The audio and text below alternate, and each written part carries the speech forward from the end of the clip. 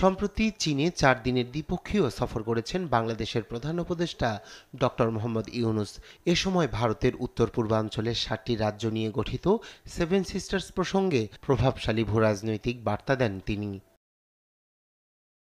চীনের ব্যবসায়ী ও বিনিয়োগকারীদের সঙ্গে আলোচনায় বাংলাদেশের ভূরাজনৈতিক গুরুত্ব তুলে ধরে ডক্টর ইউনূস বলেন, স্থলবিশিষ্ট সেভেন সিস্টার্স অঞ্চলের জন্য সমুদ্র বন্দর না থাকায় বাংলাদেশ তাদের জন্য প্রধান প্রবেশদ্বার হিসেবে কাজ করতে পারে। বিনিয়োগের অপার সম্ভাবনার কথা উল্লেখ করে চীনের উদ্যোক্তাদের বাংলাদেশে বিনিয়োগের আহ্বান জানান তিনি। 4 দিনের চীন সফরে একের পর এক কূটনৈতিক চমক দেখিয়েছেন ডক্টর ইউনূস। আর সেভেন সিস্টার্স প্রসঙ্গে সরাসরি কথা বলে তিনি বুঝিয়ে দিলেন এ অঞ্চলের অর্থনৈতিক প্রবৃদ্ধির জন্য বাংলাদেশ কতটা গুরুত্বপূর্ণ।